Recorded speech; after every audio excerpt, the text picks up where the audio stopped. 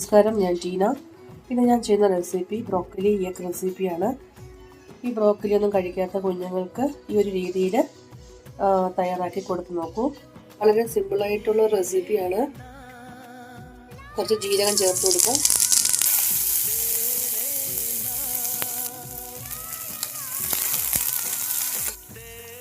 പച്ചമുളക്,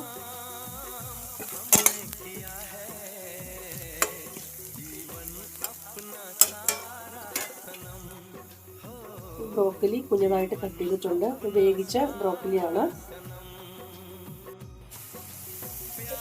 ഒനിയൻ ഇവിടെ റെഡി ആയിട്ടുണ്ട്. നമുക്ക് 2 മുട്ട പൊട്ടിച്ച് ചേർത്ത് കൊടുക്കാം.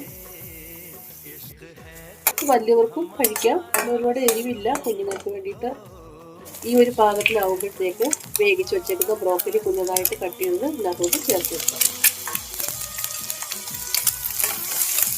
ആവശ്യത്തിന് ഉപ്പ് ചേർത്ത് കൊടുക്കാം. വളരെ എളുപ്പമാണ്, നല്ല ടേസ്റ്റുമാണ്. നന്നായിട്ട് ബ്രോക്കലി വേവിച്ചിട്ട് വേണം ഇതിനകത്തോട്ട് ചേർത്ത് കൊടുക്കാൻ. അപ്പം കുഞ്ഞുങ്ങൾക്ക് അത് മനസ്സിലാകത്തില്ല. നല്ലതാണ് കുട്ടികൾക്കൊക്കെ കൊടുക്കാം. രീതിയിൽ ഉണ്ടാക്കി കൊടുത്തു നോക്കൂ, തീർച്ചയായിട്ടും കുഞ്ഞുങ്ങൾ കഴിക്കും. ഫ്ലെയിം ഓഫ് ചെയ്യാം. ഇതാണ് ബ്രോക്കലി എഗ് റെസിപ്പി. വളരെ ടേസ്റ്റുമാണ്.